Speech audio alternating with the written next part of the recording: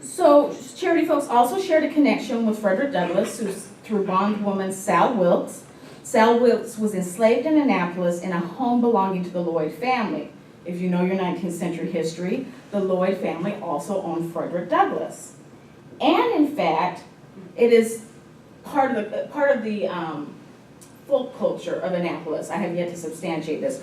Part of the folk culture is actually Charity Folks' husband was in business with a group of men who advocated for the freedom of Sal Wilkes' son. Sal Wilkes, again, is owned by the same people that own Frederick Douglass. Her son actually lives in White Plantation with Frederick Douglass. If you look at, I think My Bondage, My Freedom, the complete Frederick Douglass set, it actually has a reference to him working with men in Annapolis to secure, his name's William Lloyd's freedom. So Charity Folks has a connection to this very important figure in Maryland history. And it's actually it's Harriet Tubman's life that most resembles that of Charity Folks. Both women understood the sexually vulnerable position occupied by bondswomen. If they did not experience it personally, they knew of women who did. And Tubman's family, like that of Charity Folks, was actually an intricate web of enslaved and manumitted blacks. Both women were actually enslaved while their husbands were free. And though Charity Folks acquired her freedom through legal deed and Tubman did through flight, both women remained concerned about the fate of their children and their friends that they left in bondage. Charity Folks also differs from Kunta Kinte, Frederick Douglass, and Harriet Tubman in key ways. She did not flee bondage, like Douglass or Tubman, nor did she die enslaved, like Kunta Kinte. And Charity Folks did not die impoverished, like Harriet Tubman. And in fact, at the time that Charity Folks passed away, she was one of the richest property owners in the city of Annapolis, black or white. So Charity Folks is like some other 45,000 bond people who were manumitted in the decades following the Revolution. She lived her entire life in the Chesapeake, and for those Chesapeake historians, this small geographic region boasts a remarkably fluid population of free, enslaved, and quasi-free blacks, and Charity Folks lived almost all of her life in one of these three zones.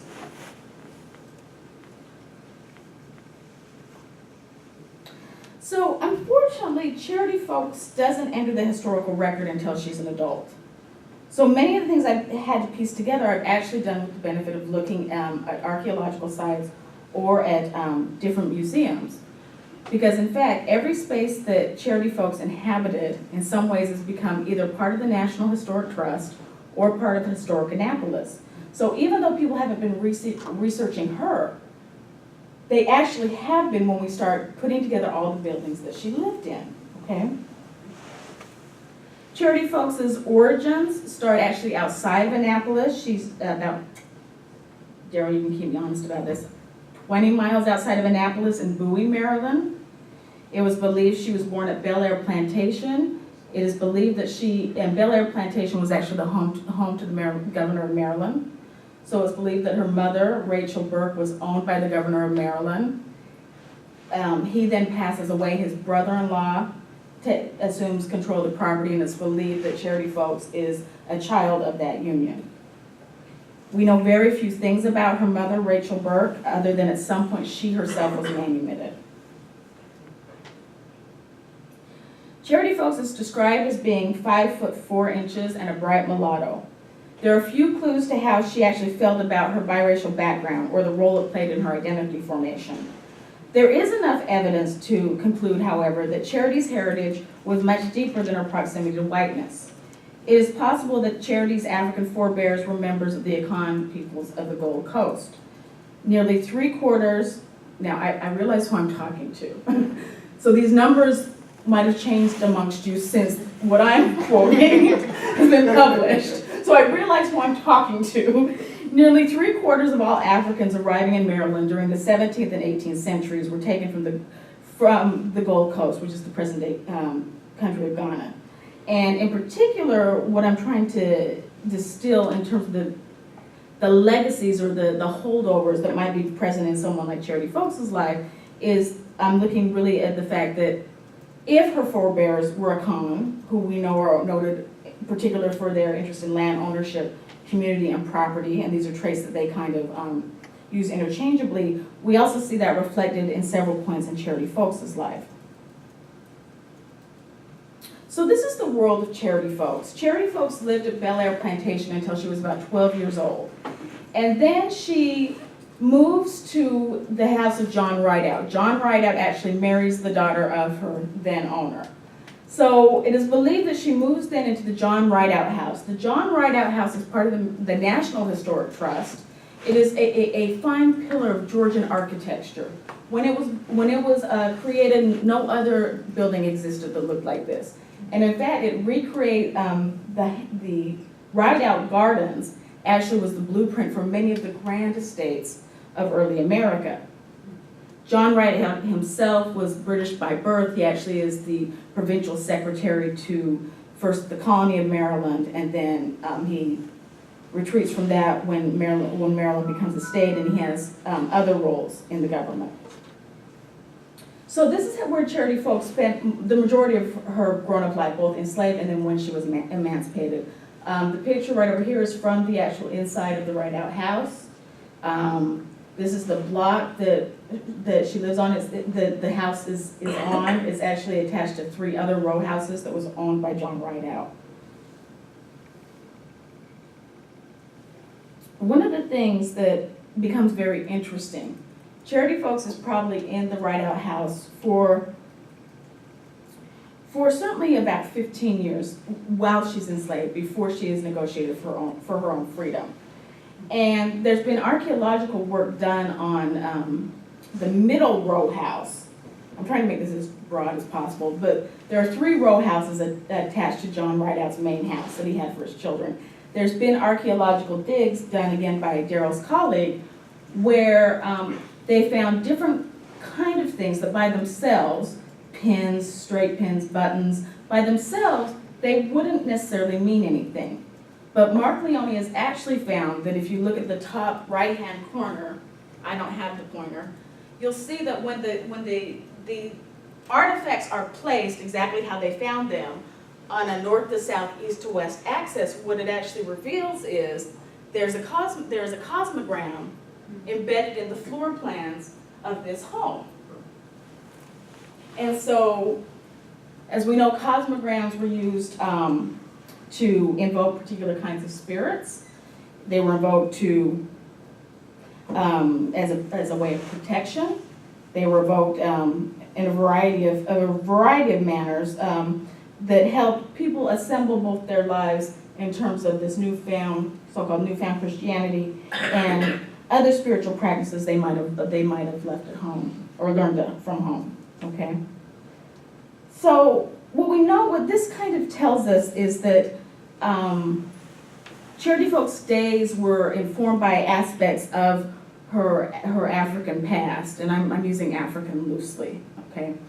Her owners were Anglican and Methodist, yet we see that these findings in the home that she was the primary enslaved person that worked there. She worked there on the census records. It's her and her daughter. So my question would be, who else would be making these cosmograms? So we know that obviously she probably placed these items over the course of days or even years. There's also evidence that people within her circle practice different spiritual. This is the problem with doing this in front of Africans. I'll say this: the certain aspects of the religious practices, Mark Leone has noted that they are derived from Yoruba practices, and they're also the broad term Santeria, in that they have found different pieces of red material also placed in strategic locations when looked at the whole could also be an effective altar or shrine to Shango. So, in terms of freedom, Charity Folks, when I had the 2 documents in my hand, it looked as though she negotiated with for her freedom, or the Rideout family freed her, and that was the end of the story. But actually, as I did more research, I found out that I actually entered the story midway through. I hadn't even entered the story at the beginning.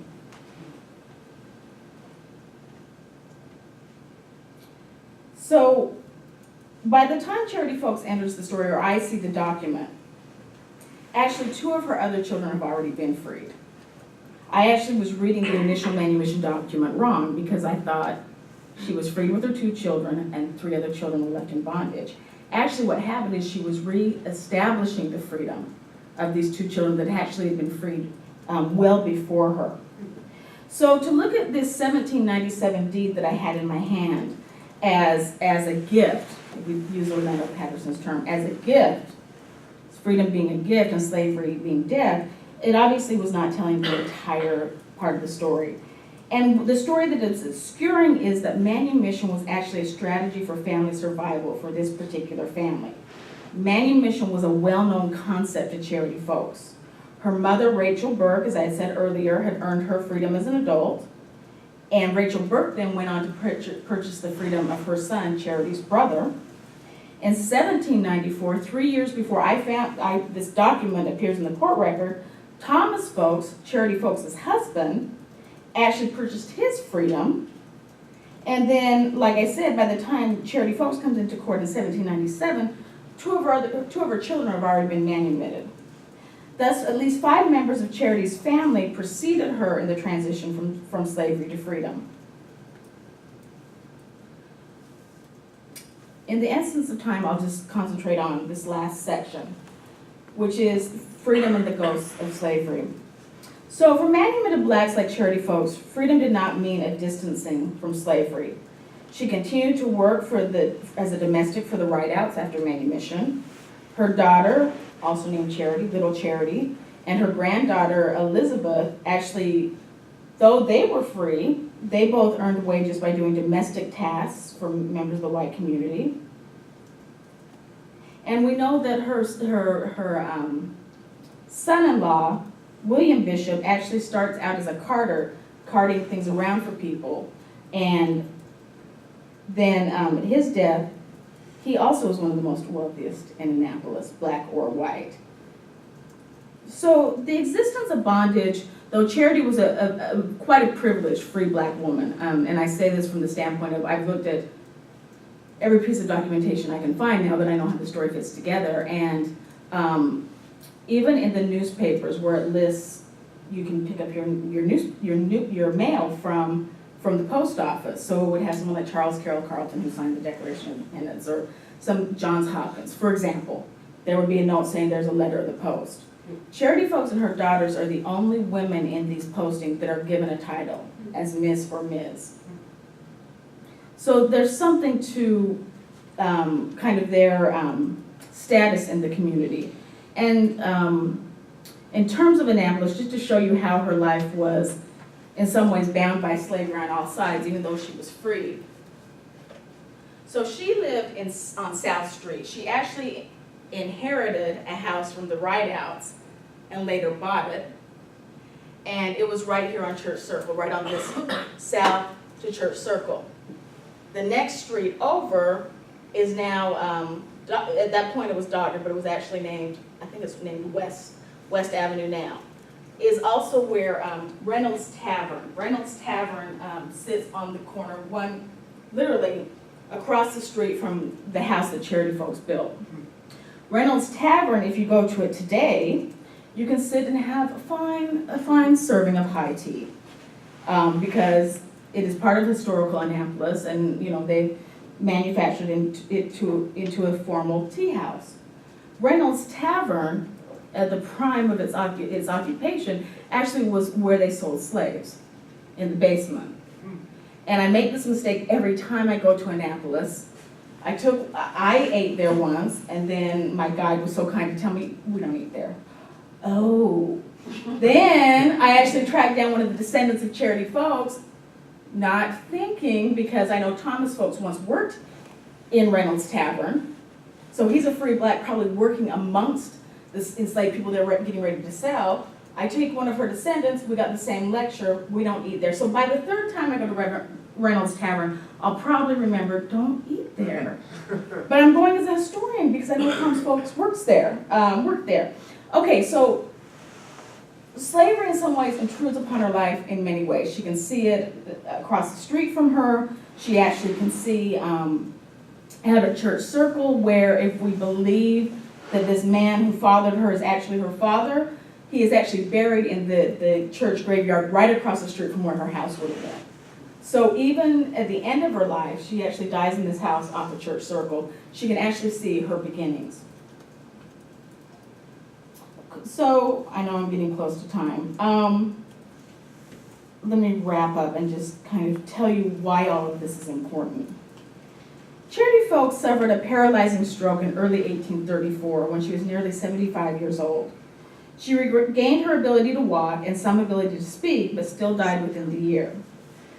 When she died, she left real estate to each of her 3 surviving daughters and to 1 granddaughter. What's important is Charity Folks left a will at a time when even white men failed to use this legal mechanism. And her will and its related codicils underscore the importance that she attached to property and kin alike. Charity Folks never forgot a debt due to her. She bequeathed to her granddaughter Elizabeth $180 due to me from Samuel Rideout, that's the son of her owner, and all the interest thereupon at my death.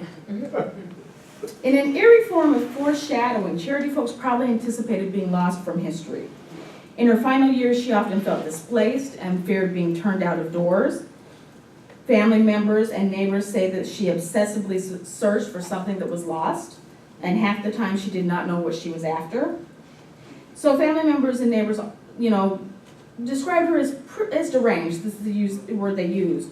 And given her age and her ailing health and the trauma of her past, it is probably not surprising that folks suffer from symptoms associated with dementia. But Charity Folks is also rootless in some ways, and I'll tell you what I mean by that. She's uneasy. There's an unease when we talk about her story. And some of her rootlessness stemmed from a sense that her position as the family's leader was declining in favor of her son-in-law, William Bishop. She lamented being displaced as mistress of the house, and ultimately her son-in-law assumed control of not only her residence, but the deed to the property and many of her other properties. So that her fear that she was losing power among her kin and over her property actually was substantiated. After one particular fight with her son-in-law, she remarked that there was no other place for her, and she set off to the graveyard. This was the last public account documenting the life of Charity Folks. So Charity Folks' final resting place remains a mystery. And I'm going to leave you with that there and say that despite the fact that we don't concretely know where she's buried, she continues to draw attention to her life, as the examples I've given you. Bel Air Plantation, where she was born, is part of the Bowie City Museums, and the John Rideout House on 125 Rochester Street is part of the National Historic Trust. Reynolds Tavern is a frequent tourist site, and the Banneker Douglas Museum in this shot stands on property once owned by Charity Folks. The Banneker Douglas Museum actually, it originally was home to the Mount Moriah African and Methodist Episcopal Church in Annapolis. They then ceded that property to the city, well, I guess the state actually, and it's now become part of the National Historic Trust. And the church itself, that sits on Charity Folks' land, is now Maryland's official repository for African American history and culture. So we can see her legacy everywhere. Now, Charity Folks probably thought little beyond securing her family's freedom and ensuring their financial success. But her life and her legacy plays out not just in these physical places that she inhabited and the places that are commemorated as sites of historical significance, but her legacy is present in the lives of her descendants. Again, her son-in-law, William Bishop, becomes one of the most wealthiest men in Annapolis, black or white. At the point when her daughter passed away, her daughter owned, because her daughter outlives her husband. So Big Charity passes away, she leaves property to her daughter, Little Charity, and her husband. William Bishop passes away, he then passes his property on to Little Charity, who also inherited her mother's property.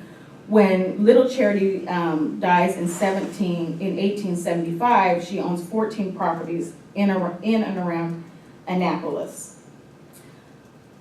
The legacy of Charity Folks is really interesting when you start thinking about her spiritual powers as well, or the spiritual powers it's believed that she held. Because two of her descendants in particular, actually, Roseanne Adderley, this is for you, actually gained prominence in the Episcopal Church. Her grandson, Hutchins Chew Bishop, becomes rector of St. Philip's Episcopal Church in New York. And Hutchins Chew Bishop is part of this, what at that point was one of the largest, still is one of the largest Episcopal congregations in North America, and is probably one of the most influential. Hutchins Chew Bishop, this grandson of Charity Folks, reflected his great-grandmother's penchant for acquiring property through shrewd business tactics. He worked with Harlem businessman John Nail, and Bishop used his ability to pass for white, he was very light, to purchase a significant portion of real estate on 135th Street in Harlem. So, some of you who know New York, you know the YMCA in Harlem. That actually, those buildings were erected by Charity Folks' grandson. I get all my great-greats wrong, but by her descendant Hutchins Chew Bishop, so the black people could move from Mulberry Street uptown to Harlem. Hutchins Chew Bishop is then succeeded by his son, who also was very active in the civil rights movement. And I've managed to, as a sidebar, trace the family line down to the present day. And this is kind of where I'll conclude. Because for a long time, I had a theory of where I thought Charity Folks was buried. Some people, some family members that wrote a history, thought she was actually buried with the Rideouts. Okay. Other people think she might have been buried in the family plot in the St. Anne's Cemetery in Annapolis, but there's not a headstone to commemorate her life. And so in some ways, without a headstone, she's much like those spirits in the Middle Passage, that she's denied the right to have someone remember her, and she is restless. So what I've done in my so-called historical research without a budget or a team or infrastructure is I visited the Annapolis Cemetery, and I found Charity Folks Bishop, her daughter. That's her graveyard back there where there's a flower. And I actually had to trace these two headstones with my fingers because they're so worn down that unless you know what you're looking for, you don't realize you see the headstone to one of her daughters right here, and then her husband Thomas Folks right here. So it's my estimation, I would imagine, because there's an empty space here where Charity Folks probably could have been placed. But we don't know this. There is at the bottom of her grave, there's no headstone, but there is kind of a funny placed footstone. And I've done rubbings on the footstone, and I've poured libations. I've done whatever I can to see this headstone. So I don't have it substantiated that that's where Charity Folks is buried. But for a long time, I ended my book in a particular way that I believe that Charity Folks has found peace right here in the middle of her family. But I wasn't sure until just recently, in April, I had finally tracked down descendants of Charity Folks. Finally. I contacted her 500th granddaughter through the help of Roseanne Adderley, through your colleague Dennis Dickerson from Vanderbilt. Gave me some information. So I contacted this descendant. You have to hear the story. I contacted this descendant whose name is Liberty Rashad. I said, is that your given name? It is. Why is it? I just think it's a very interesting name for someone who's descended from all these early freedom fighters. And so we started talking about Charity Folks. She knew all this family history, but it became clear in our phone conversation that she was talking about Charity Folks, the daughter, and I was talking about Charity Folks, the granddaughter. So my early sense that Charity Folks had been forgotten, not just by historians, but her family as well, was actually true. They had no idea that there was another generation to their family story. And then they found out I had traced it further back to other generations. It was great. So what Miss Liberty did is that she agreed to meet me in Annapolis. She lives in New Orleans. She agreed to meet me in Annapolis. So on a rainy Easter Sunday, just this past Easter, I met her son, her 2 grandchildren and a niece, and we walked all over Annapolis. And I pointed out their family history. So fast forward, Liberty and I spent 2 extra days running around Annapolis, me showing her things, you know, what have you, doing some work at the state archives. And before we left, I took her by the cemetery. And you'll see why I'm making you stay for the story. I took her by the cemetery, and she paid homage to Little Charity, the Charity bishop she knew, and all her other relatives who placed flowers. And she asked me where I thought Charity Folks was buried. I said, well, I have this theory, but I can't substantiate it. But you're here. I believe in things that are ephemeral, that we can't touch. Let's see what happens. What do you think? So she looks at the space. She also lays flowers down. And right at that moment, the sun shined. I'm not making this up. The sun broke through the clouds and shined on that footstone that I haven't been able to read. And in that moment, what appears, but we can clearly read out 1834, the year that Charity Folks died, and a C and Folks. So we have a C for Charity Folks, 1834. I'm not making this up. This happened in real life. The stuff we do, Dr. Parham, is deep. What we do is deep. So there's kind of a different ending to the story that I wasn't anticipating. So in conclusion, what I will say is from 2 documents to basically a manuscript where I've uncovered not only her life, but lives of countless women like her, is not a small feat. Charity Folks, the life of Charity Folks tells us many things. The first of which is that we know, what we already know, but many people don't, that slavery actually wasn't death. It was a testament of life. So since that day in April, I like to believe that Miss Charity is finding peace. She rests at the center of the family plot, surviving the ebb and flow of time, encircled by all her folk. The tombstones of her husband and her daughters bear witness to the family's enslaved past. The other tombstones of her grandchildren and great-grandchildren bear witness that they all experienced lives in freedom, as she hoped they would. So together, Charity and her descendants testify to the unconquerable spirit of survival and adaptation among enslaved people. Charity seems to call out from the past triumphantly, proclaiming, despite it all, we are still here. Thank you.